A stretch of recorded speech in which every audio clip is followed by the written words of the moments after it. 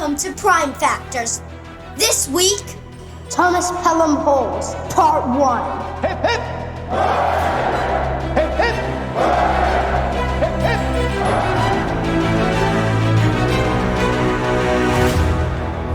Hello and welcome back to Prime Factors. I'm Abram and I'm here with my dad. We're reviewing all the British Prime Ministers from Robert Walpole to Keir Starmer. This is episode 4.1, Thomas Pelham-Holles, Part 1. We are back to regular episodes. Yeah, it's a shame that William Pulteney didn't count. He was just Prime Minister for 2 days. That's not very long. It is longer than most people. Most people are Prime Minister for no days. But don't forget that you can find us on Apple Podcasts, Spotify, YouTube, and at www.primefactorspodcast.com. If you enjoy listening, please like, subscribe, comment, review. It helps us get our podcast known. We don't want to be an ice cream cone. We are recording today in the community center in Newcastle, Maine. It's actually pretty nice here, isn't it? Yeah, the very long drive that I wish I never did. Yeah, it's another 3-hour road trip for us, but we'll be recording the next one at home. Although there are a few more Newcastles out there. They're usually named either for the town in the UK or because they actually built a fort there. And the ones in the UK are named because they built a new castle there and they have no idea what to call it. So it's sort of the new town thing. Yeah, it really demonstrates a complete lack of creativity with town names, if you ask me. And then that becomes England and they name it after that here. That's, I think, how it goes. That is how it goes. So even though there are other Newcastles, we only want to go to the ones named for the Duke. I'm very strict with him. It has to be named after the right person or we don't go.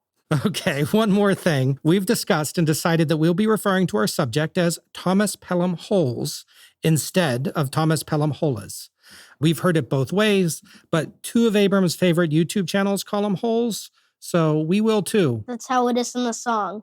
And I'd like to give a special shout out to my wife, Abram's mom, who is a 3D printing rock star that helped us with some prints we'll use later in this episode. Like the France thing that I like.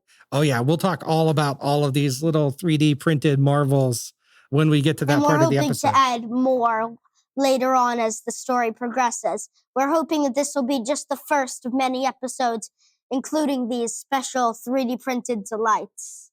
3D printed delights. I love it. So, are you ready, Abram? Let's talk about Thomas Pelham-Holles. Actually, before we talk about Mr. Pelham-Holles, can we play some sad music, please? Thanks. Last time we made a mistake. We probably made a lot of mistakes, but in this specific, we stated that William Pulteney had only one kid, a son. This isn't true. Since I've learned via his somewhat official parliamentary biography, he also has 2 daughters. That's literally all the biography says. Not their names, not when they were born, or who they married. It's possible they both died in infancy. Even though we cannot say anything about them, we at least wanted to mention they existed. I hope they had good lives. Okay, enough sad music. Let's jump in. Picture this. It's night. The year 1715. The air is thick with the pungent scent of smoke and sweat. A literal mob scene as too many men with torches and anger are in the streets. We hear shouting, shattering glass, and less identifiable noises. We follow a young man, just 22, as he pushes his way through to the front of the crowd. His clothes might have been elegant a few hours ago, but now they're ripped and smeared with dirt. His velvet waistcoat and D-length breeches, once meticulously tailored, are suitable only for rags. All around him, the roar of the crowd grows louder. God save King George and down with the pretender. The group presses forward through the torchlit streets, but the shouting wasn't just coming from behind. Torchlight crept along the street in front of them, followed by shouting of their own. Another mob, crying, God save James and death to the usurper, were too close for comfort and too large, packing the street in front of them even as the press of bodies behind pushed Thomas forward.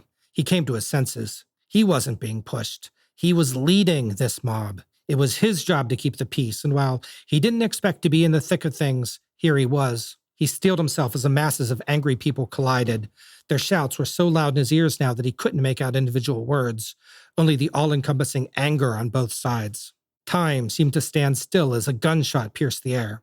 Then another. Thomas's heart pounded in his chest as he looked for the shooter. To his right, a man crumpled with the stain of blood spreading across his chest. Was he friend or foe? In the panic and darkness, it was nearly impossible to know. Then another shot and another cry out of someone in pain. There wasn't any order. Men fought each other, windows shattered. Out of the corner of his eye, Thomas couldn't tell if he was catching the flickering of a torch or if a building was on fire. Maybe both. He didn't even realize he was running away until he was shoved into an alley. Thomas gasped for breath, both from the exertion and the smoke increasingly in the air. Something was on fire. Desperation settling in, he spied a ladder and scrambled up. His heart thundered in his chest. On the rooftop, he surveyed the scene below, a churning mass of bloodied, dirt-streaked men, indistinguishable in their fury. The violence below was a grotesque dance of survival. No clear victor, only the devastation of the mob. Thomas turned and ran, leaping from one rooftop to another, the narrow gaps between buildings a mere blur beneath his feet. The sounds of the melee faded behind him as he raced across the rooftops, finally collapsing, panting, to his knees, the chaos of the mob dimly heard roar behind him. Thomas Pelham-Holles had narrowly escaped with his life. The scene blurs and shifts. We're not in the street anymore, but a well-lit pub, across the table from a couple of old men. Thomas Pelham-Holles is among them, an old man of 75.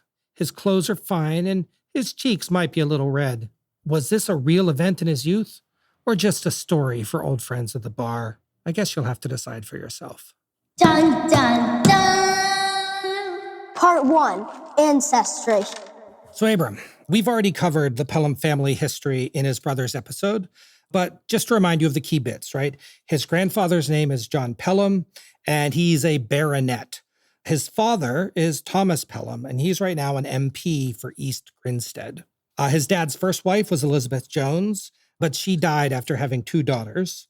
And Thomas's mother is actually his second wife, the Lady Grace Holles. They married in 1686, and she's important not only because she's his mom, but also because of her brother, his uncle, John Holles. Now, John Holles had an interesting life, and if we had more time, we could do bonus episodes on so many people. But we want to get to the story of all of these prime ministers, not get to the story of all the bonus episodes. And in 5 years, we'd only be on 1850.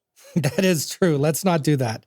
So basically, John Holles, kind of funny, he became a member of Parliament in 1689. Do you want to guess how long he was in Parliament for? Like 30 years? 2 days. And the reason is because 2 days after he was elected, his father died, which is sad. And so suddenly he went from being John Holles, a guy in Parliament, to John Holles, the Earl of Clare, who was naturally enough in the House of Lords. So instead of going to the House of Commons, he went to the House of Lords. On March 1st, 1690, John Holles married a woman named Lady Margaret Cavendish. She was the daughter of the Duke of Newcastle. Not the same Duke of Newcastle, obviously, but this is Henry Cavendish, the second Duke of Newcastle. And one of these days... Does it have to do with, you know, who? I mean, they're related to the Cavendish family. But there are 2 Cavendishes that became prime minister. One who we'll get into a lot more next episode on Thomas Pelham-Holles, who I think we've already put a pin in, and the other Cavendish Bentinck, who I don't think we've put a pin in. It's in the early 1800s. Yeah, you know, of all the things that I did for research this episode, I didn't actually even check to see how they were related. I'm surprised you didn't. I'm surprised I didn't too. I should just go back and give up. No, I'm not going to give up. We're going to keep going. But the next prime minister, I will be sure to talk about how they're related to those Cavendishes, okay? Yeah, and Cavendish will be a major character in that one. I should hope. It's his episode. So I don't want to do a digression on a digression, but you'll notice that Henry Cavendish was the second Duke of Newcastle, but Thomas Pelham-Holles is going to be called the first Duke of Newcastle. And it's because every time the line sort of gets split by not going from father to son, they start over at first. That's dumb. It's just a little bit extra confusing. So Margaret's family, they're very wealthy. And when her father's going to die in a couple years, he'll be giving the Newcastle fortune to her. At the same time as all this is going on, Thomas Pelham, the dad in our story, he's growing in wealth and importance. He served in the Convention Parliament that brought William and Mary to the throne, and he was one of 5 Lords of the Treasury. He was never the first Lord, so he's not a prime minister, but he was an important person in government. And that is when Thomas and Grace have their first kid, Thomas Pelham. Part 2, Silver Spoons. So Thomas Pelham, he's born on July 21st, 1693. He has two older half-sisters and a third full sister to keep him company. Now, the biographies that I read are not consistent about when the various sisters were born, but unfortunately, it's not important to our story. It's, the sexism inherent in the time.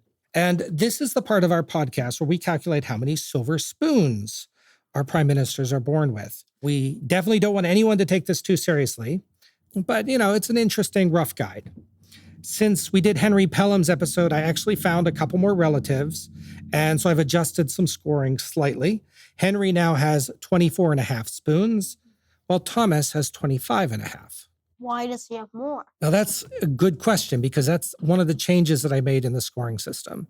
So now I am giving the firstborn son a little bonus because the inheritance is mostly going to go to the firstborn son and not the second ones.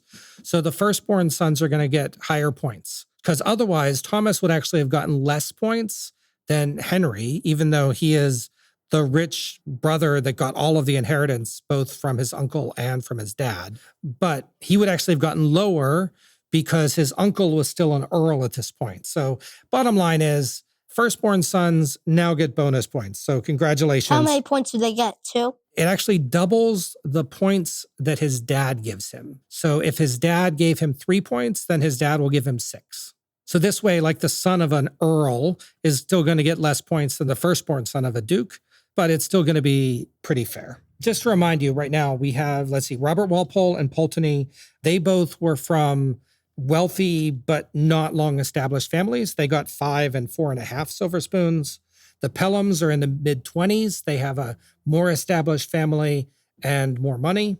And then Spencer Compton is still our big winner. He was born in a castle. His family is really old money, and they've been around a long time. And he got 35. I think that's the only thing he did better than everyone else. He got more silver spoons. He definitely got more silver spoons. He did get more age points than Walpole, though. That's true, because we do give points for how long people live. Now that I think about it, it would have made a lot more sense to do how old people were when they got into the office. That actually affects how people view them. That's true. Back to our story. So John Holles became a duke in 1694 after his wife's father died. As I said, this wasn't a direct inheritance because he isn't her father's son. He's her father's son-in-law. But William and Mary granted it to him so that his wife could become the Duchess of Newcastle and carry on for her family line. They're going to have the daughter. She's about the same age as Thomas, actually. Her name is Lady Henriette Cavendish-Holles. They like these double last names, Cavendish-Holles.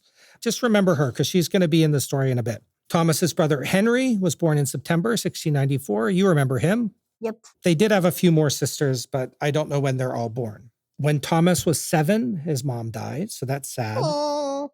Honestly, that's probably really tough for a kid. I don't even want to think about it. One of the biographies that I read said that he hardly ever mentioned his mother in his letters, but maybe that's not surprising. Because it would probably make him very sad if he did. 3 years later, his grandfather died. So that means that his father is now the Baronet Pelham. He's going to become an MP. He's also going to become the Vice Admiral for Sussex. So at this time, there are 12 Vice Admirals in England, one for each county on the sea. And the job was mostly honorary, but they had to deal with ship-related problems like salvage rights and stuff, resolving disputes, that sort of thing. It was just showing that the Pelham family is becoming more influential. He must have done a good job of it because Queen Anne even made him a baron. So he's going to be Baron Thomas Pelham. While all this is going on, Thomas has been studying at the Westminster School. Which one? In London. The kid. Okay. We do have a funny story, though. Yay! So one of our other characters from our podcast is going to that school at the same time. Is it Walpole? No. Compton? No.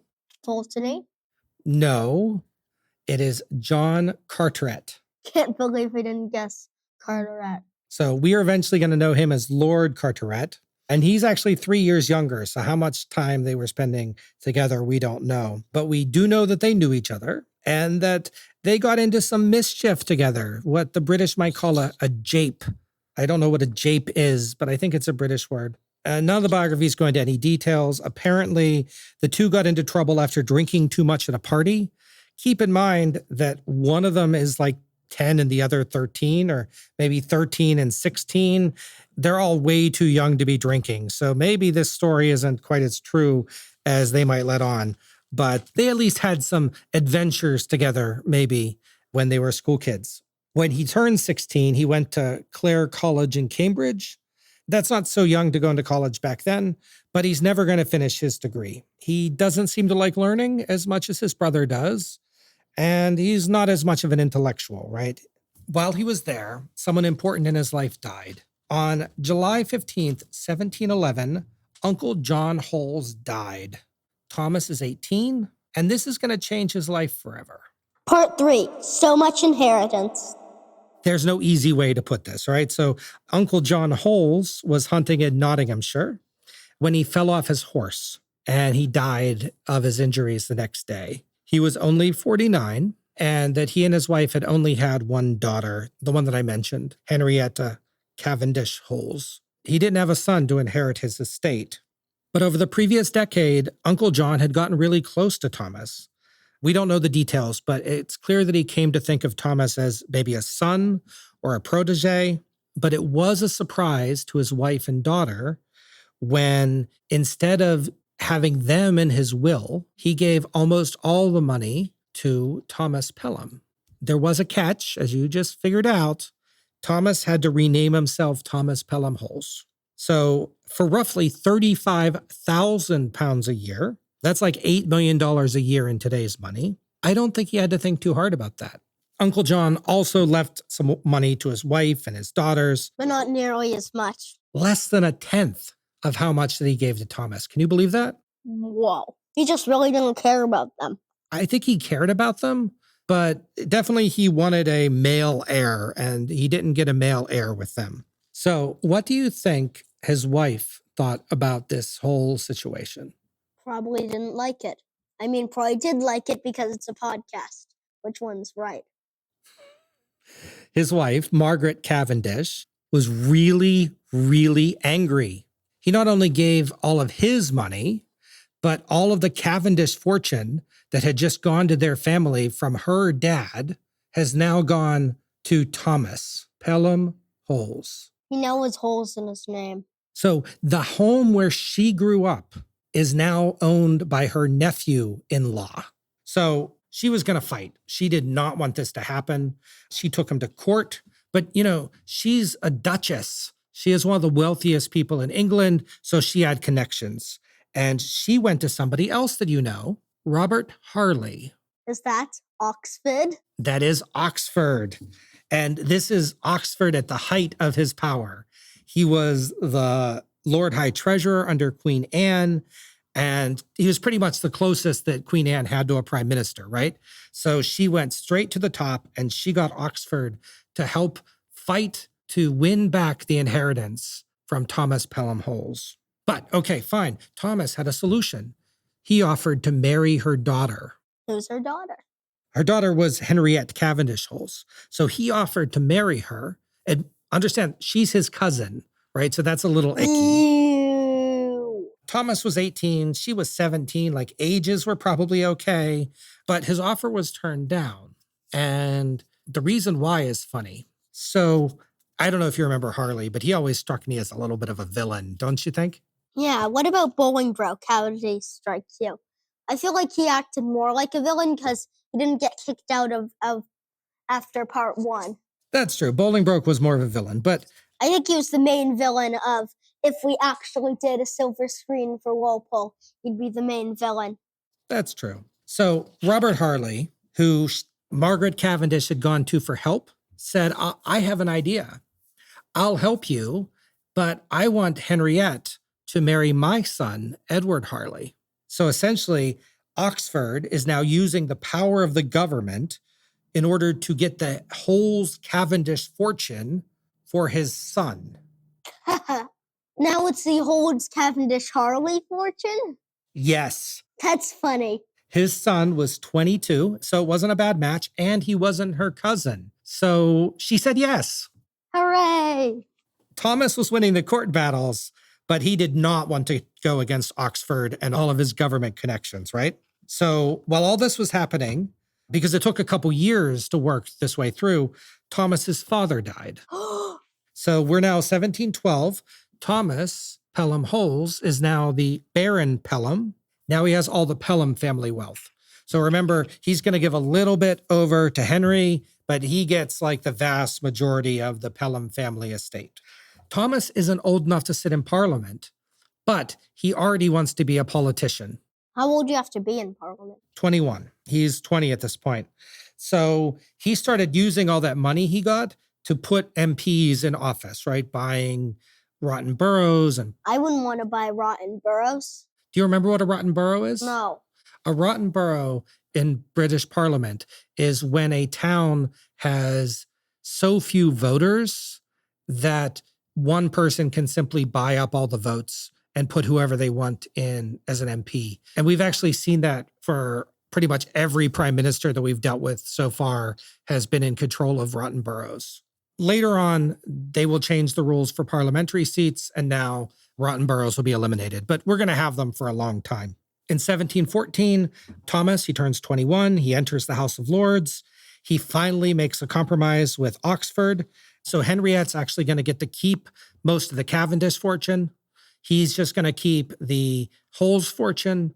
He's still very rich. He's not quite as rich as he might have been, but everyone's happy, except, as it turns out, for her mother, the Dowager Duchess. By the way, do you know what a dowager is? Yeah, I know that because of the dowager that tried to rule everything in the Qing dynasty.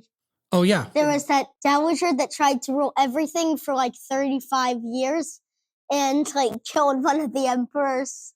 What Abram is referring to is Chinese history. I think what happened is the husband died at 30, and since the next one was like 3 at the time and died at 18, she was still alive by the end. Then after that, there's a new one, and she food poisoned him, so he died like the day before she did. And then the last emperor, who was only 3, was left to rule solo. So the point is, Oxford helped his son and his son's wife to get a good deal, but Oxford didn't actually help her to get a good deal. So she's going to spend the rest of her life trying to get more money, and she's not going to succeed. So just goes to show, never underestimate the ability for political people to cheat you out of your inheritance. Now, Thomas is one of the richest men in England. He has properties in 11 counties, count them: Sussex, Nottinghamshire, Yorkshire, Lincolnshire, Middlesex, Dorset, Wiltshire, Hertfordshire, Derby, Kent, and Suffolk. Thomas is already sitting in the House of Lords. He's gaining popularity. The problem is that Queen Anne is still alive, and Queen Anne really loves the Tories. So as long as she's in power, the Tories are in power, there's not that much for a young Whig to really be able to do. Oh, wait, she just died. August 1st, 1714. Long live King George I. Part 4, Newcastle Mobs. We know this story off by heart at this point. Queen Anne was replaced through the Hanoverian succession by George I, and he almost immediately yanked all the Tories out of power, putting prominent Whigs in important roles everywhere. So this brings Walpole and Townshend to power, but it also leads to offices for other Whigs and Whig supporters like Thomas Pelham-Holles. Thomas was a young and wealthy supporter, so he got several jobs. First, he was made the Lord Lieutenant of both Middlesex and Nottinghamshire. This meant that he was responsible for county militias, essentially local mini-armies that acted like a cross between soldiers and police. He was made the Vice Admiral of Sussex, just like his dad was.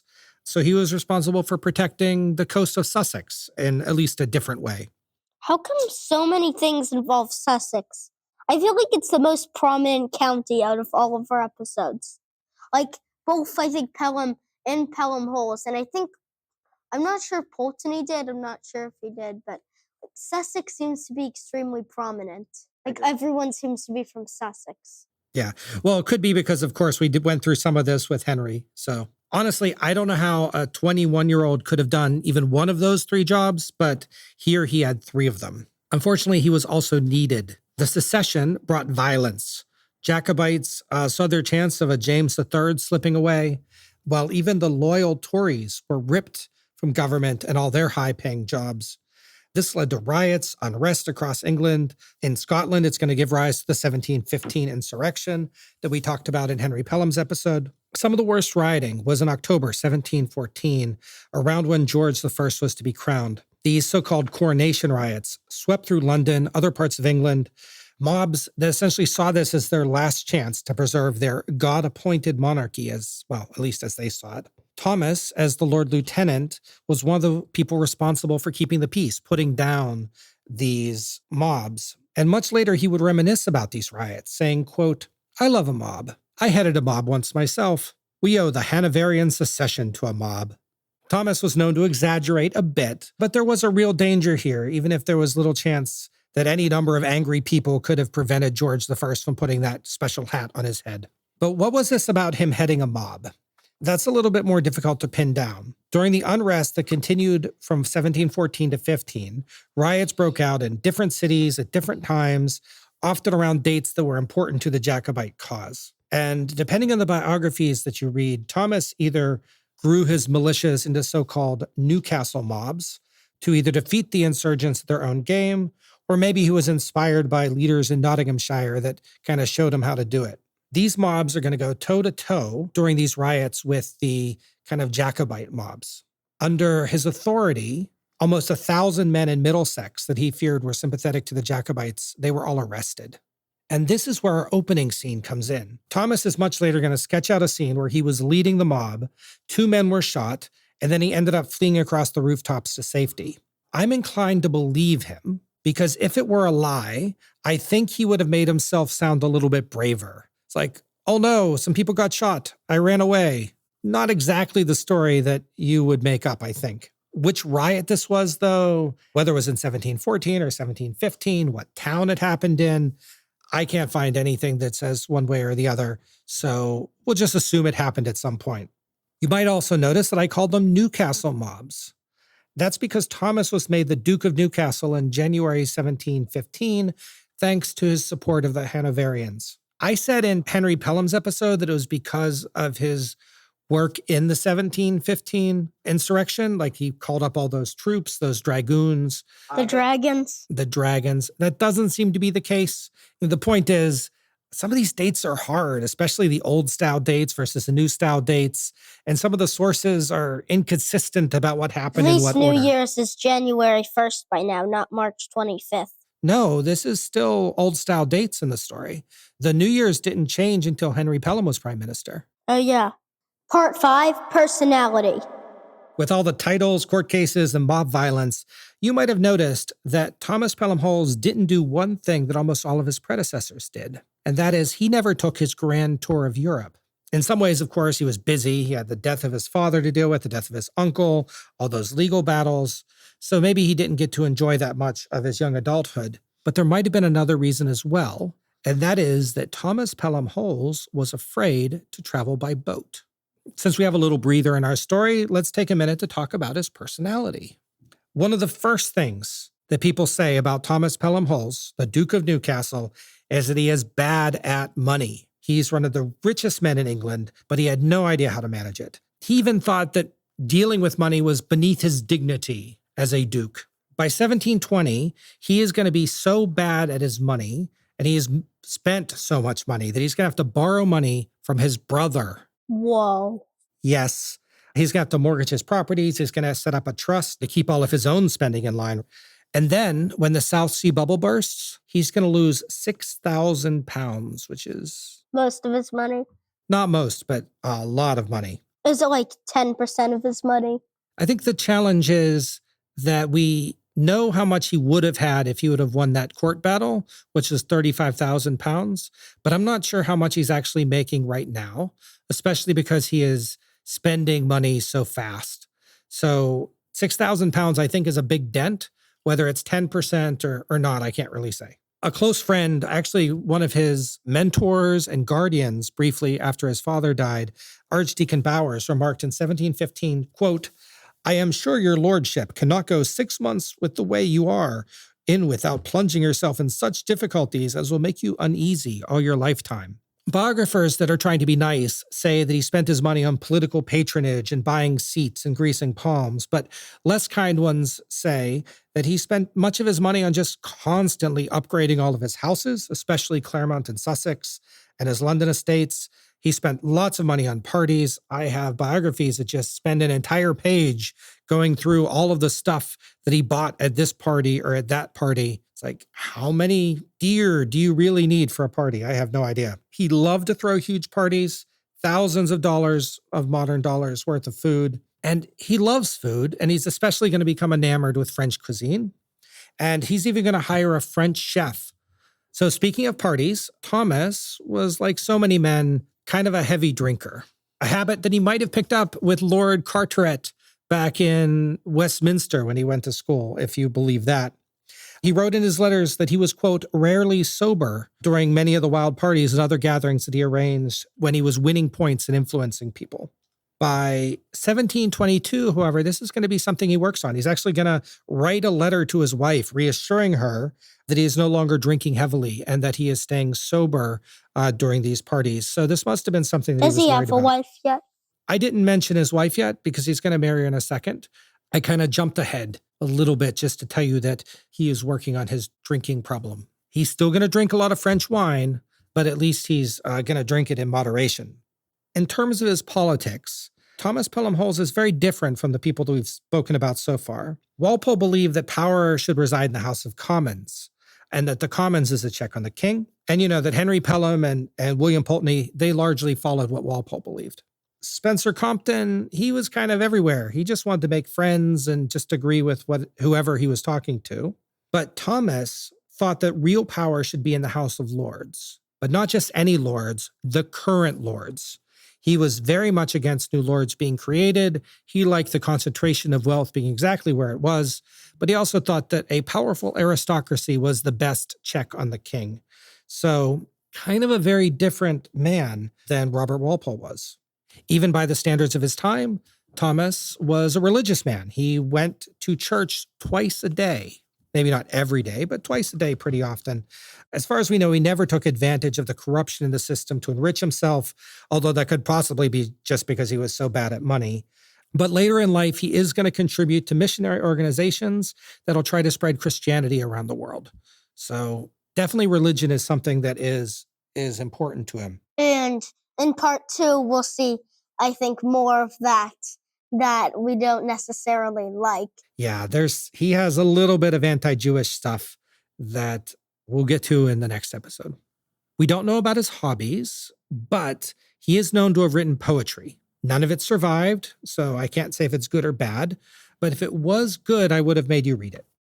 So despite his wealth, he was criticized for being too informal. And what we mean by that, Abram, is that a rich person's supposed to be very hoity-toity and very posh and speak in a certain way. But he was criticized because he acted more like a normal person. So I guess I can't really complain about that. He wasn't acting like his class. He was also known to have very thin skin. And several people remarked that he would cry easily when he gets upset. Even as an adult, he would sometimes just cry over stuff. And I feel a little bad for him.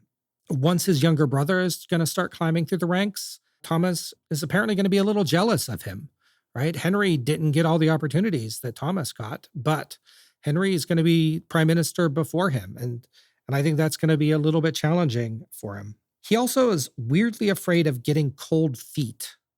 There's one story that I read later in his life, so this hasn't happened yet, where he stood on the long robe of a duke just to keep his feet from getting too cold.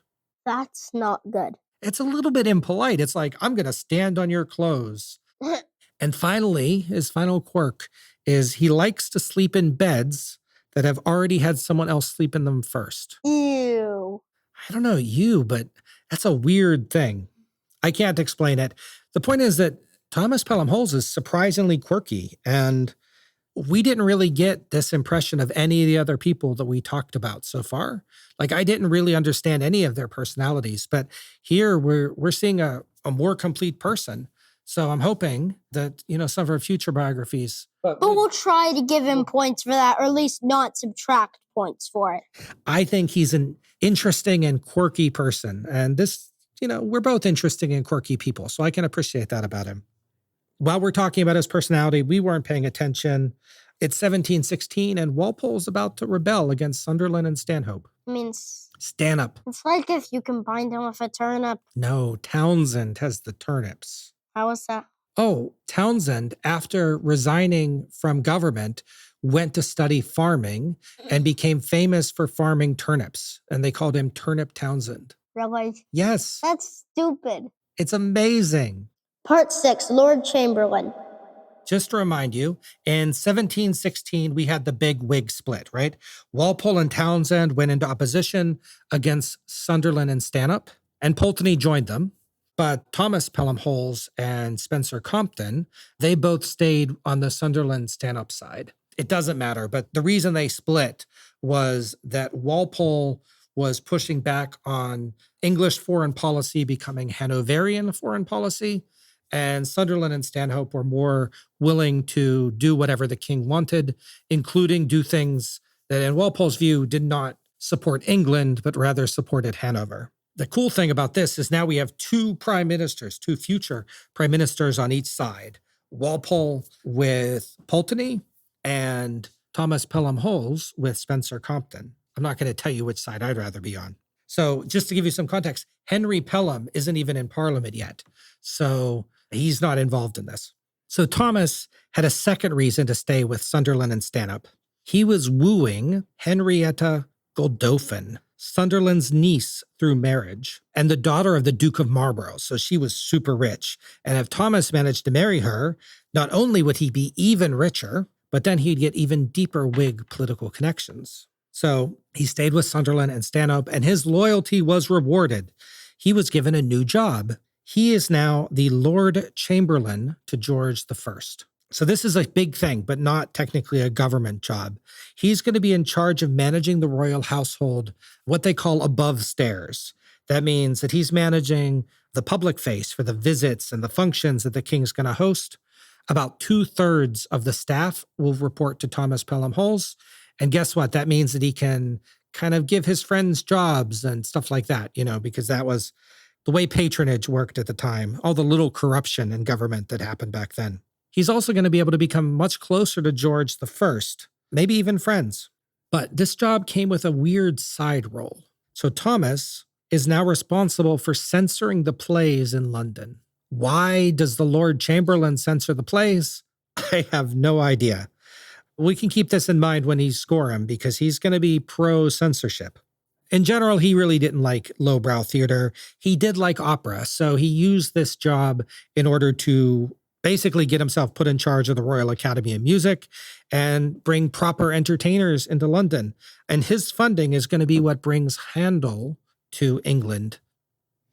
So I got to warn you right now, there's some sad stuff coming involving babies. So sorry. Thanks to his tight relationship with Sunderland and Stanhope, he successfully wooed his nephew. So he is now married to Henriette Godolphin, and they are going to try to have kids. And unfortunately, this is a problem. She becomes pregnant, but she gets very sick during the pregnancy, and she ends up losing the baby. We don't know what happens, but we know that she'll never be able to have kids after this. Since Pelham-Holles has no kids. So Pelham-Holles has no kids. At around the same time, the Prince and Princess of Wales, the future King George II and Queen Caroline, they have a baby born in November 1717. The baby is going to be called Prince George William. I'm seeing a little bit of a look in your face. No, this isn't a future king. We'll get to that in a second. The important thing for Thomas is that King George is going to name him as the baby's godfather in recognition of his work as Lord Chamberlain. Now, I don't know how important or official that would have been, but a godparent is supposed to be there for the baby's religious growth, be there for the baptism. I don't really know how much was expected.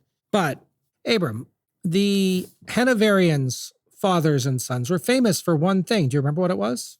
Having wigs. Well, yes, they had wigs, but all of the Hanoverians, the dads and the sons didn't really get along, right? Yep. So Prince George, the future George II, was utterly furious at his dad for making Thomas Pelham-Holles, the Duke of Newcastle, a person that George II didn't like, or the future George II didn't like, making him his baby's godparent. So there was some sort of argument in the palace, and the prince supposedly told Thomas, "I will find you." But in his German accent, it sounded more like, "I will fight you." Thomas thought that he had been challenged to a duel with the prince. So George I, he called an emergency cabinet meeting, and thankfully, the future George II, George Augustus, admitted that he didn't intend to challenge Thomas to a duel. He was just angry. King George was so upset by this whole mess that he put his son into house arrest, prevented him from attending opposition Whig events with Walpole and Pulteney and others. And basically, well, the future George II is not going to remember Thomas Pelham-Holles very kindly. Unfortunately, he's not going to need to worry about being a godfather because the infant prince dies a couple months later. There's so much death back then. It's really hard. So King George is going to thank Thomas by making him a knight. He is a knight in the Order of the Garter, made in 1718. Knight of Undies. He is a knight of undies. The king has said, "Thank you for dealing with my weird son, I guess. Here's a knighthood." So he's going to stay Lord Chamberlain till 1724. He's going to fight against subversive theater, and he's going to make sure that the king's parties go pretty well. Part 7, Britain versus everyone. We're just about up to the point where Thomas Pelham-Holles is going to become a Secretary of State. Because there aren't actually states. No, but they still call it the Secretary of State. It's state, not as in the United States, right? We think of states as a subdivision, but most of the rest of the world sees the word state as being the same as a country. It's a weird American thing. So keeping track of Britain's constantly changing alliances and wars is really tough. So what we're going to do is we're going to play a game together, and you can play at home. And we call it Britain versus Everyone, the board game. So the game is in two parts. We have these tokens, one for each of the major countries that's going to be playing this game with Britain right now. Except Hanover. Except Hanover. We have Netherlands, Austria, Portugal, Spain, and Savoy. And that's just part of northern Italy. But it was independent in the 1700s, so we decided to include it. And what about France? I didn't say France. We have France too. And we also have a Jacobite one in case we need it. In case we need it, we have a Jacobite one. And we're hoping to continue this until the very end, so there'll eventually be a colonies that turns into the U.S., or we might eventually have a Germany and an Italy. It just all depends on if we decide to keep on doing the token stuff. Yep. So my wife made these little game pieces for us. She's amazing. Abram, you have an amazing mom. I do. So let's talk about what we have here. So this one for France is what? The Eiffel Tower. Okay, great. And this one for the Netherlands is what? A windmill. Great. And this one for Portugal is what? It's a tower, I think. It is the Belém Tower. It is a famous tower in Lisbon somewhere. In Austria, we have a cathedral. A cathedral. And in specific, this is St. Stephan's Cathedral in Vienna, a place that I've been to, but you've never been. So we'll have to take you sometime. For Spain, we have... We're supposed to have a boat, so I'm just going to say we have a boat. We don't really have a boat. We were supposed to have a Spanish galleon, but it didn't 3D print very well. So what we have instead is just a steering wheel for a boat. With an anchor on it. With an anchor on it. So maybe we'll get a Spanish galleon next time. And Sardinia. Well, we have two. We have Savoy and Sardinia, and they are both... They're both rooks with a little staircase and an entrance and a window. Yes. I feel like that's cute. I've never seen rooks like this, but I like them like this. So our board is in front of Abram. So from left to right, our board says allies, friends, neutral, enemies, and at war. And as we cycle through British foreign policy, we're going to update where each one of these tokens is. So we're about to hit 1721, but we're going to rewind. Are you ready, Abram? Yep. 1703, the War of Spanish Succession. Netherlands, Austria, Portugal, and Savoy are allies. Allies are over there. Okay. And Britain is at war with France and Spain. And they're currently enemies with the Jacobites. Yeah, we can leave the Jacobites right there. That's fine. Because the Jacobites aren't in the war, but they're still enemies. Yeah, the Jacobites aren't really a country. They're mostly supported by France, but that's okay. We'll keep them there. So, 1713, the Treaty of Utrecht ended the war. France and Spain are no longer at war. They are now just enemies. Okay, so now there are 3 in the enemies thing. And Austria becomes just our friend. Aw, they're no longer best friends. They're no longer besties. So during the War of Spanish Succession, Britain managed to capture Gibraltar. Do you know where Gibraltar is? Not Spain, but near Spain. And near Morocco. Correct. Gibraltar is kind of like the tip of the strait between Spain Even though it and actually Morocco. is not the tip of it. Abram is drawing me a map of the Mediterranean. This is Gibraltar. This is Spain. This is Morocco. Now do you know what I mean? Yep. And what are those other 2 boxes that you labeled? Ceuta and Melilla. They're autonomous cities in Spain. Oh, they're autonomous cities in Spain on the coast of Morocco. Do you like my map? I just have to reiterate that you need to be the one teaching and not the one making jokes, because I learned something today. Yeah, Gibraltar isn't really the tip of it. Okay, the point is Britain captured Gibraltar in that war. Spain also lost a lot of their Italian territories, so you can expect a little bit more war soon. Next, 1717, the War of the Quadruple Alliance. France and Austria are now allies. Austria's back as an ally, and France switches sides completely. Switches sides completely. Portugal's now a friend, and Spain is at war. So Spain is back at war, and the Jacobites are enemies, but they aren't in the war. So this is because Spain started a war to reclaim the bits of Italy they lost, and honestly, most of the fighting was in Sicily. And that lasted till 1720. Spain did not get Gibraltar back, but now it's just an enemy instead of at war. Can't Spain ever stay the same? No. But in the Treaty of the Hague, Savoy goes away. Bye-bye, Savoy. And now it's replaced by Sardinia, because the Duke of Savoy became the King of Sardinia. And I bet he was probably pretty happy about that. So this catches us up to where we are right now in 1721. Okay, so in allies, we have Sardinia, Austria, France, and the Netherlands. Friends, we have Portugal. Neutral, no one. Enemies, we have Spain and the Jacobites. At war, no one. And dead, Savoy. I would say dead, but okay. Part 8, Walpole takes charge.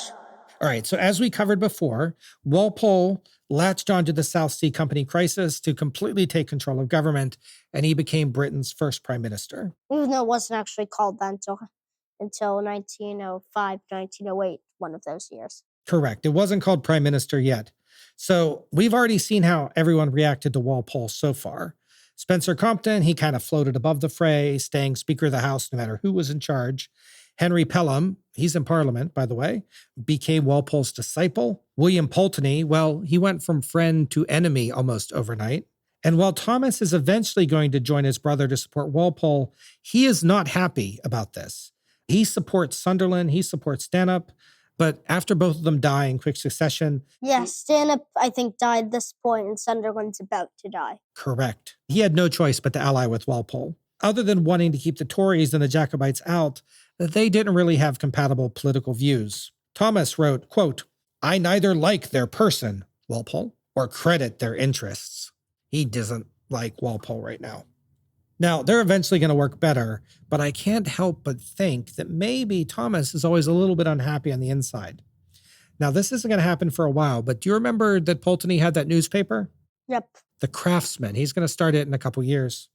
So when Thomas Pelham-Holles eventually dies, they're going to discover that he had secretly collected many volumes of The Craftsman for his personal library. So I can't help but wonder, maybe Walpole and Newcastle were allies, but maybe they really weren't friends. They had a great election in 1722. Thomas was able to prove to Walpole that he could still bring in seats through his money and his connections, and Walpole was leaning on him more and more. Walpole liked Thomas Pelham-Holles. He wasn't a forceful personality. He wasn't as good of a speaker, but he was somebody that Walpole could work with to get things done. You might less politely say that maybe he was somebody that Walpole could work with and control. At the time, Walpole was having some difficulty with Lord Carteret, the Secretary of State for the Southern Department, and Walpole arranged to put him on a boat to Ireland. Carteret's in charge of Ireland now, but he's no longer Secretary of State, and so Walpole promoted the person that just helped him win that election, Thomas Pelham-Holles, the Duke of Newcastle. I think he moved up from being maybe a bishop or a knight to a rook or something. Yes, to take our chess metaphor from a couple weeks ago, yes. But think about this. Walpole just put someone in charge of Britain's foreign policy, or at least half of it, who had never left England. Oh. But Thomas took the job seriously. He tried to learn quickly. He took extensive notes in meetings, would often work long and odd hours. One quote about him says, quote, "His Grace of Newcastle might be at midnight 40 miles off of Tyrol near Oxford, and the next morning at 7 at Kensington." He threw himself into his work. One of the reasons that he might have been throwing himself into his work was because his wife was having some health problems. She was often ill, both physically or mentally. Her issues didn't stop with just not being able to have children, and she was going to frequently travel to Bath to rest or recuperate, during which time that she and Thomas would write many letters to each other. Thomas might be a little embarrassed about some of these letters that survived because he wasn't that afraid of sharing some stuff in those letters. Do you want to hear it? What? He would write to his wife and tell her that he was having trouble pooping. Oh, potty humor for the 11-year-old. Yes. You should not have brought that up. We should not have brought that up. So, 1725, the Treaty of Vienna was signed between Austria and Spain. Britain is still enemies with Spain, but we're going to move Austria from allies to neutral. Also, 1725, riots broke out in Scotland over the new malt tax, essentially taxing types of alcohol. England had the tax already, Scotland didn't. Maybe we need to have a Scotland token. But the point is, Newcastle and Walpole blamed the Secretary of State for Scotland. Secretary of Scotland?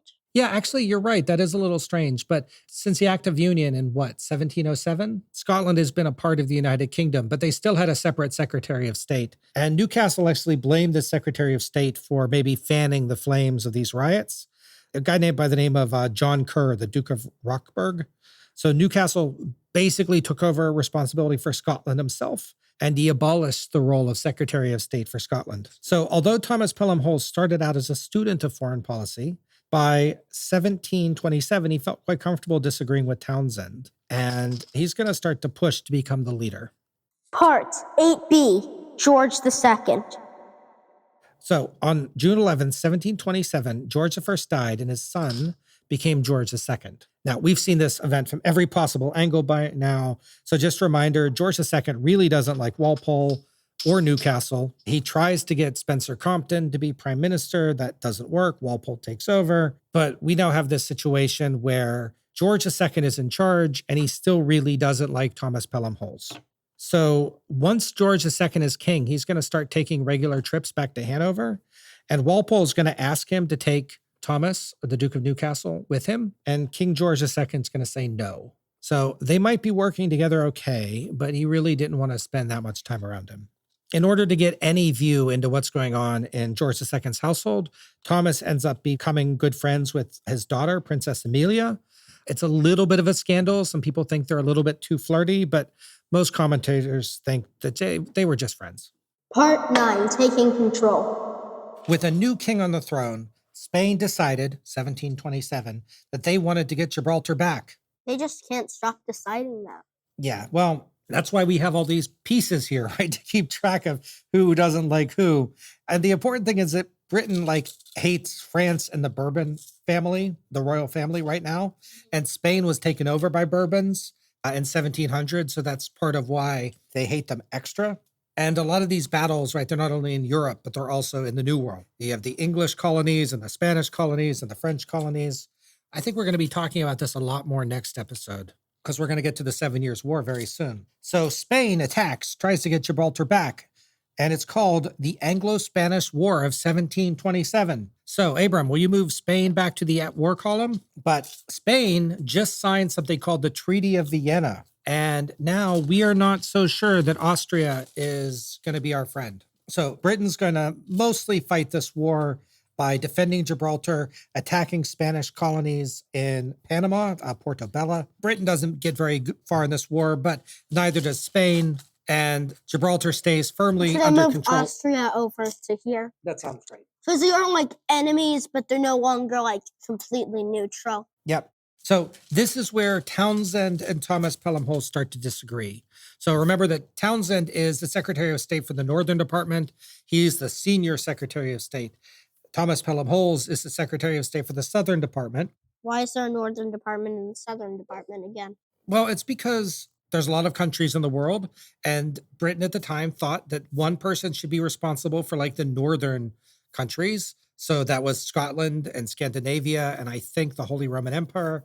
And then someone else would be the southern, and that would be like the Mediterranean world.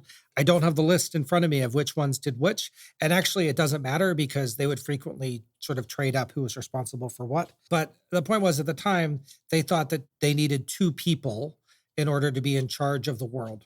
So this is where Thomas Pelham-Holles and Townsend are disagreeing. By 1729, Townsend was mostly afraid that Austria was slipping away. So Townsend wanted to be better friends with Austria, and he wanted to keep fighting the Spanish. But Newcastle, Thomas Pelham-Holles, was worried that Austria was getting ready to become our enemy. And so he wanted to make peace with Spain so that they could be ready to fight Austria if they needed to. In the end, Newcastle, Thomas Pelham-Holles, he got his way. The Anglo-Spanish War was ended by something called the Treaty of Seville.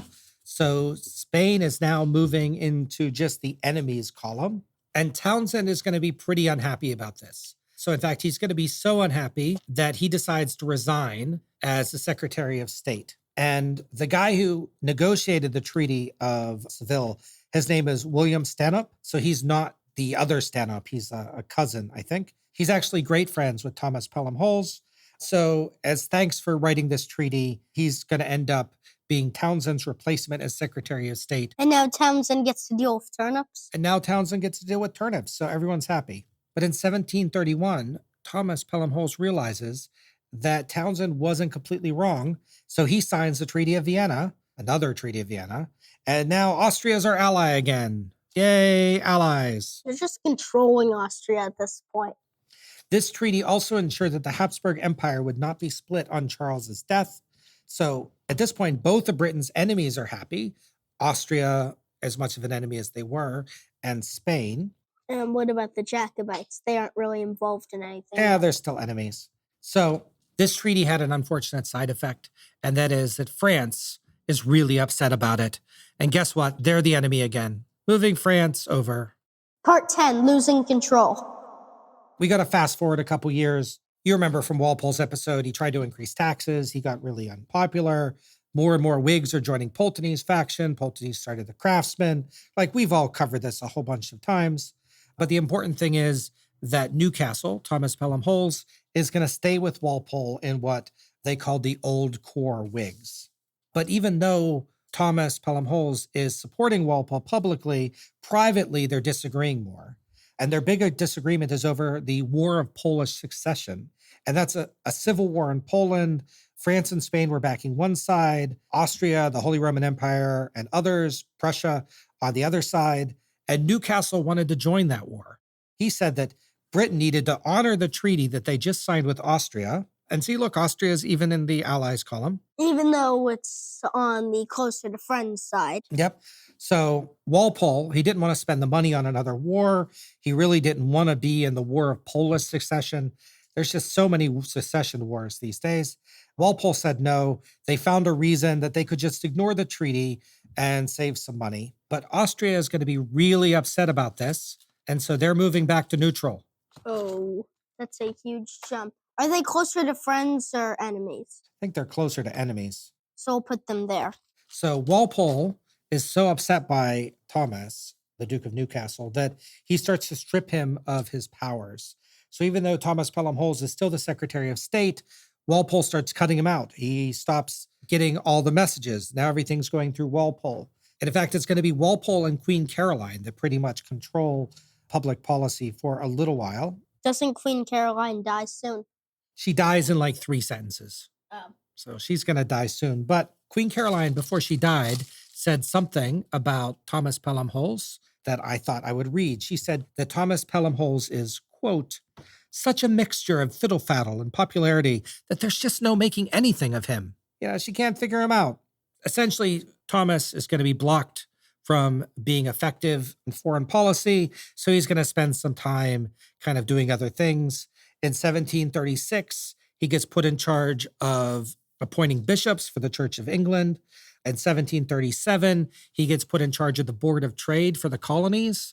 So if any of the colonies are kind of upset right now, it might be Thomas Pelham-Holles' fault. He becomes the high steward. The colonies, which ones? The American colonies. Okay, so that's the first mention of them, I'm pretty sure. Not the first mention, but the first mention of them, like, that's actually in the story, instead of us just talking about them. Yeah, maybe. I think that you might be right about that. So put a pin in them. They'll become important later. What? They're important? Yep, the colonies will be important. Ah, crikey. Yeah, now pins can we do for prime ministers or things that are important later. So finally, he becomes the high steward of Cambridge University.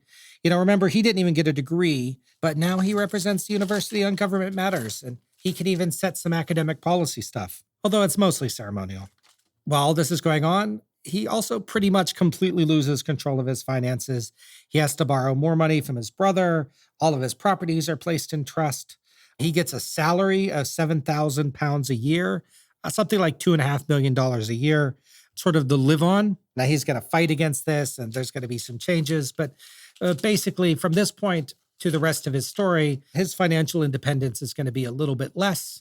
So the bottom line is that he's going to have new financial issues, and it's going to change every couple of years. But for right now, he is kind of locked into a fixed amount of spending.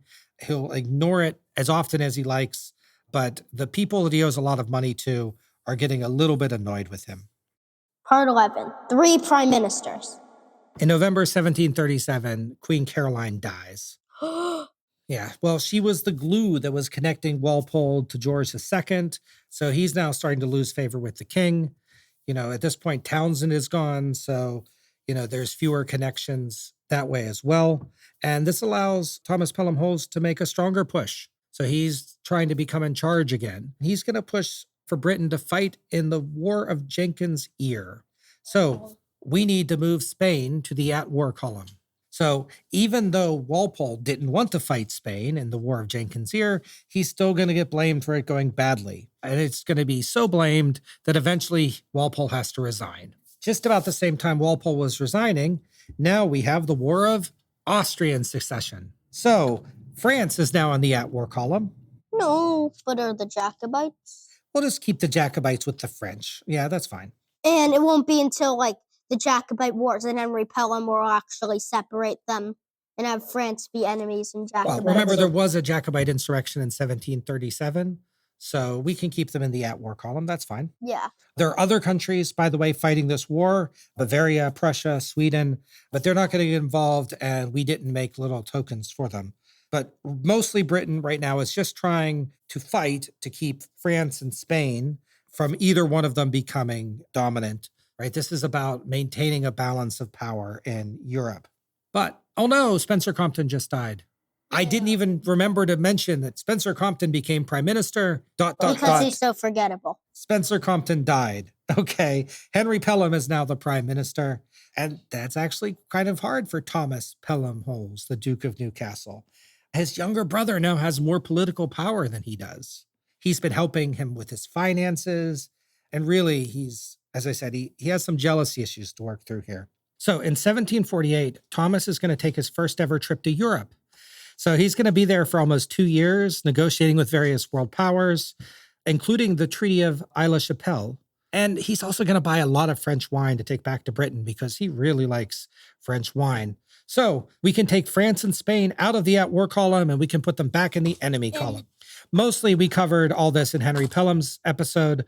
So there were some back and forths. He returned to France in 1752. But for the most part, things are going pretty swimmingly for Thomas Pelham-Holles. So we have a little bit of a lull in our story, but not a lull in our podcast. Section 12, Newcastle, Maine. So Henry Pelham is now prime minister, And with a little lull in our story for Thomas Pelham-Holles, we have a special date. June 19th, 1753 is the date that the district of Newcastle, in what will eventually be Maine, though at the time it's the province of Massachusetts Bay, was incorporated. So that's where we are today. Hooray. We are in the town community center. There's maps, there's photos. We're in like a town government building. Yeah, everything here is just, it's pretty amazing. There's even a fancy flag right there. There's even a fancy flag. We're like where they have their town meetings. The thing is, I'm really excited about this because Newcastle allows me to talk about one of the untold stories in American colonization. So, everyone knows about Plymouth and Boston and Jamestown and Roanoke and how old New York was once New Amsterdam. But there's a really important aspect of our history that happened right here, and it's rarely told. So let me set the scene. We're on something like a peninsula between the Sheepscot River to the west and the Damariscotta River to the east. We're not that far from the coast. We're not even all that far up in Maine. We're maybe a bit south of the middle of the coast of Maine, right? We're closer to Boston than we are to New Brunswick. Okay, so I think there's like a little lump in Maine and then like that. Abram has drawn us a map. I think we're probably closer to like New Brunswick than like Plymouth, but not Boston. Yeah, I think so. The point is we're about 150 miles northeast of Boston, right? So we're pretty far. Before the colonial times, this region was home to the Eastern Abenaki people. We briefly talked about the Western Abenaki in the episode about Pelham, New Hampshire, I think. But this is a different related group, mostly nomadic. They spoke an Algonquin language. Honestly, one of these days we have to talk about Native American history more, but I'm going to have to do some studying. And the sources are not very consistent. It's really hard to research Native American history. And I think that's quite a shame. So in specific, this peninsula between those rivers, it seems to be something of a border region, right? Between the territory of the Kennebec tribe, who were more inland, and the Penobscot people further east. So I have a map for you, Abram. Again, I want to be a little careful. I could be making some mistakes about the Native American history, and if I am, I apologize. But if it was something of a remote region, that's probably why it was a good location for English settlement. So let's set the stage for that. So English settlement of the New World, obviously it didn't start with Jamestown, but in Newfoundland. John Cabot entered the harbor of what would become St. John's in 1497. From that point, very far east of here, English fishermen gradually extended westward in their voyages into the territory that would eventually become Maine. These fishing excursions, well, they're less documented than the voyages of exploration or colonization. And frankly, the fishermen benefited from not telling their neighbors where the best places to catch cod were. But it is believed that English fishermen made it this far west relatively early. In 1604, the French tried to establish a colony on St. Croix Island, which is today on the border between Maine and New Brunswick. That colony only lasted a year, but the important thing is that the French are going to claim the territory all the way to where we are, to the Kennebec River, and they're going to call this territory Acadia. So the French say this is theirs. You can see right now that France is pretty much always in the enemy column of our little board game, right? Mm-hmm. So, well, Leslie, Spain's always there. But that's true. Both France and Spain, because they are, of course, colonial powers and competition. But the important thing is that the British didn't recognize the French claim, and most of the French settlers were far east in what is now like New Brunswick. So in 1607, on the mouth of the Kennebec River, which we're quite close to here, the English are going to start something called the Popham Colony. It was founded by the Plymouth Company before their more famous colony in Plymouth, Massachusetts. But it only lasted 14 months. But it's mostly famous for the colonists building the first ship in the New World, getting on it, and then immediately sailing back to England. That's not quite the end of the story. When John Smith of Pocahontas fame returned in 1614, he found that there were still British fishermen in the area. He and the explorers that came after established a base of operations at Pemaquid, which is about 10 miles south of here, as a place to trade, fish, and, well, even settle. Historian David Cushman, writing in the 1800s, explained that these were a, quote, different class of people than was settled at Plymouth. They were farmers and laborers, less interested in writing down what they were doing than they were in just catching fish and making money. Some of them even, quote, left their country for their country's own good. So this is the historian trying to say that maybe they were criminals. But by 1622, these loosely affiliated, rugged people had established 3 towns in the area: Pemaquid, Erisic, and Sheepscot. Pemaquid is going to become Bristol, and Sheepscot is going to become Newcastle. That's where we are. And one of them either stays the same or gets destroyed. And Erisic, they never changed the name. It's still there. So Sheepscot was well established enough that the Plymouth colony sent a message to them, the Plymouth colony in Plymouth, only 2 years after their colony was founded, asking, could you please send some supplies? We're running a little low. Some supplies were provided. So we have to assume that the Sheepscot town was established enough and well-known enough and farming enough that they were able to have provisions that they could share. By 1630, there were 84 families spread across these 3 villages, and Cushman writes that they did not have a common government. They were just self-sufficient little communities on the very edge of English territory, surrounded by cold winters, Native Americans, and, well, the French. There also apparently was a Dutch colony that tried to settle here in 1607, but they were unsuccessful, and some of the Dutch people apparently stayed around and might have settled with them. In 1652, someone decided that these British colonial squatters should purchase the land off their local tribes. They made a deal with 3 local sachems, but I was reading this and I'm a little suspicious. So the names of the sachems are a little strange: Robin Hood, Dick Swash, and Jack Pudding. I'm sorry, I don't laugh. I think that is a very reasonable response. But isn't it being just respectful to laugh? Well, the thing is, I'm not sure that there certainly weren't their real names. Like, I don't know whether they were given those names as a sign of disrespect. I don't know whether they were given those names because they chose them. I don't know. But in 1652, they bought the territory off of Robin Hood, Dick Swash, and Jack Pudding.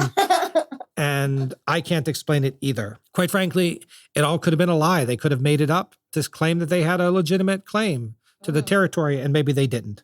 So, unfortunately, their rugged individualism had to come to an end. On March 12th, 1664, who was king then? Charles II? King Charles II had just taken over the Dutch possessions that would become New York. As he examined his map, he realized that there was no charter given to the territory west of St. Croix. So he realized, wait, I have some towns there, but no one owns them. So he granted all of that land to his brother, the Duke of York, who you will know better as King James II. And 7th. And 7th. Remember, he is James II and 7th. A lot of people just think that after James the 6th and 1st, or 1st and 6th, that there weren't any other cross names. And since James II isn't that famous of a king, he's more famous than Charles II, but less famous than like William and Mary. They just assume that he was only James II if they even know he was, but he's actually James II and 7th because of Scotland. True. Isn't that sort of a forgotten fact? I think that is a forgotten fact. But another forgotten fact is that that's how New York got its name. New York is named for James, the Duke of York. Later known as James II and 7th. Correct. Mostly James II, though. So the English named this the Sagadahoc territory, but different sources I read claim that was hard to pronounce. So some people called it Cornwall. Apparently on one map, it was even called Newcastle, which kind of puts my whole talking about it now to shame. But that source says, well, that was a mistake. Actually, they meant Newcastle in what is now Delaware. So, we can still have a conversation about Newcastle here.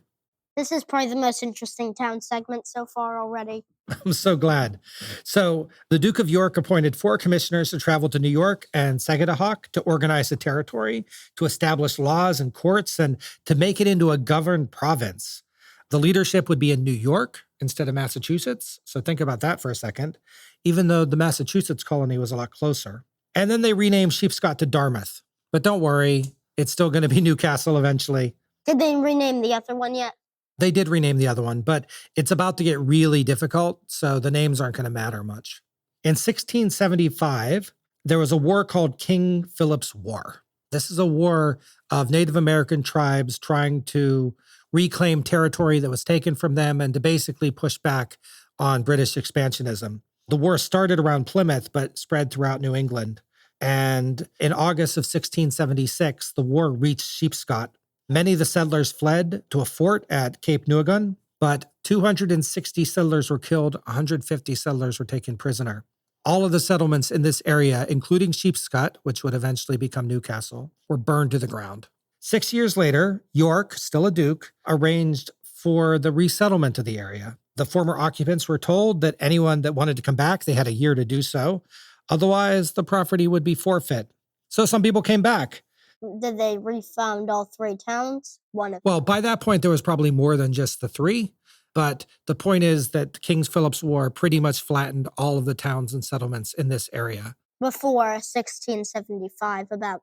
By 1676, yes.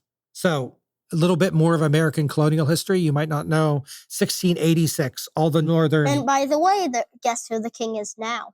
Who? James II and 7th. I feel like he's the main character of the story right now. Yep. So in 1686, almost all of the northeastern colonies in the New World were joined together into something called the Dominion of New England. So this is New York, New Hampshire, Massachusetts, Plymouth, Maine, although it wasn't called Maine yet, New Jersey, and others are combined into this giant, ungovernable super colony led by Sir Edmund Andros. So it lasts for 3 years, and pretty much everyone hates it. Even then, Boston and New York could not get along. Can you believe it? Mm-hmm. Of course, you know what happened in 1688, right? James II and 7th abdicated and I think fled to France. Happened. William and Mary came to the throne. King now, queen now. Mary II and William III. Yes. So here's a bit that we really didn't cover. But when William and Mary came to the throne, the Dutch Republic, remember that William of Orange was part of the Dutch Republic, or at least had Dutch territory, was already at war with the French. So as soon as they were on the throne, England entered the war on the side of the Dutch, because when does England ever shy away from fighting with the French, right? Mm-hmm. We don't have our board here set up for 1688, but we could show it. In Europe, this conflict is called the 9 Years' War, but in the colonies, it's going to be called King William's War, after King William III. And what about Mary? Why isn't she in the name? I don't know. I didn't name it.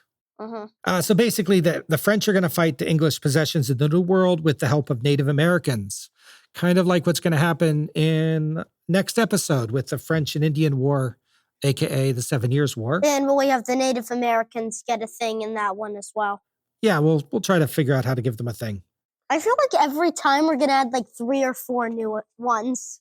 These are just the originals. Yeah. So on September 6th, 1688, Sheepscot was destroyed again. And even after that war ended, resettling this border region with French Acadia, that was a dangerous thing to do. But were all 3 towns destroyed again? Everything was pretty much destroyed again, at least the towns right near where we are. They attempted to resettle again in 1719, which led to yet another war called Dummer's War, which lasted from 1722 to 1725. In short, colonization up here was going to be pretty tough. But by 1729, a guy named Colonel David Dunbar, he's going to come to Maine. He's going to secure the land as timberland for the British Navy. He named 3 settlements that he founded, or maybe he just found, maybe he just recognized, I don't know, but he named them Harrington, Walpole, and Townsend. Wait a second. There was a Walpole. There is a Walpole here. It's actually a village, not a town now. But we could have come here for one of our Walpole episodes. There's also a Bath, Maine, not too far from here. I don't know if it's related. So there's not that much more to say. By the 1730s, there were people in Sheepscot again.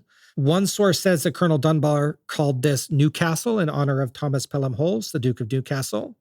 But whether it was called that area then or later, it was first officially called Newcastle in 1753. And what happened to the other 2 original towns? There are other towns around here. They have different names. I think I'd have to look up the history of those. Can you say one of them didn't get renamed or something? Well, Aroostook is still here. Mm-hmm. And the other one, I think, is now Bristol, if I remember right. So in any event, 1753, the settlement officially takes on the Duke's name. Then was Aroostook destroyed all the times as well? I didn't check, but I'm pretty sure it was destroyed each time. But they just renamed it the same thing it was before instead of changing the name like 5 times. As best as I understand. I can look this up for you later. Okay. So why was it a district and not a town? Well, it could be that districts did not get representatives in the Massachusetts General Assembly. I forgot to mention that when the Dominion of New England was broken up, Massachusetts got control of this area, which is now Maine. And you can see that on that map right there, as opposed to New York. So Massachusetts will promote it to a town in 1775. And that's the colonial story of Newcastle, Maine. While we were busy, Henry Pelham started to feel a little ill. I hope he's okay. Part 13, Prime Minister. But unfortunately, we know where this leads. On March 6th, 1754, Henry Pelham dies after a long illness.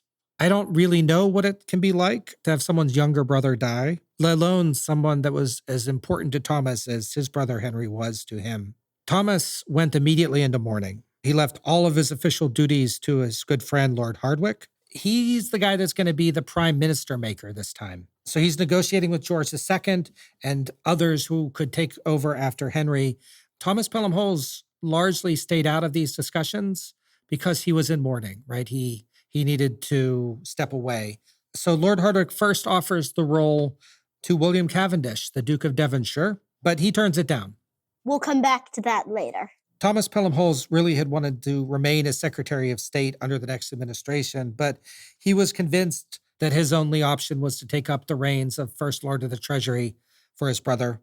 I find it tremendously ironic that a man who literally cannot manage his own money could be given the keys to the entire Treasury of England. But in March 1754, he accepts the role as First Lord of the Treasury. We now consider that to be the fourth Prime Minister. And we'll have to wait until next time to see how that ends up. Abram, did you have fun today? Yep. I had a lot of fun with him. He is an interesting, quirky guy that never know what to expect. Yep. So, Abram, before you take off your headset, don't forget to like and subscribe and to give us reviews. We look forward to giving you the next episode very soon. Say goodbye, Abram. Bye.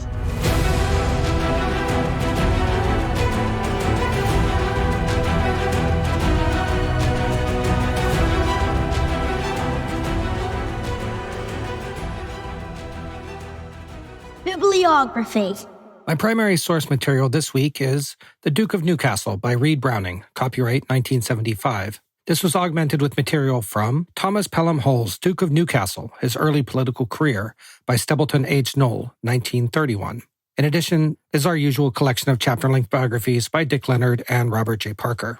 The history of Newcastle, Maine was primarily sourced from A History of Ancient Sheepscot and Newcastle, written by David Quimby Cushman in 1882. In all cases, other sources were consulted for contributing details and individual events. I'm indebted to Tim Dinsmore, president of the Newcastle Historical Society, for his review of my Newcastle, Maine material. Any errors are my own. Thanks also to Emma McKierney for coming in on her day off to let us record in the Newcastle Community Room. And finally, our editor is Samuel Cunningham. You can find him at samc_productions on Fiverr. He does great work.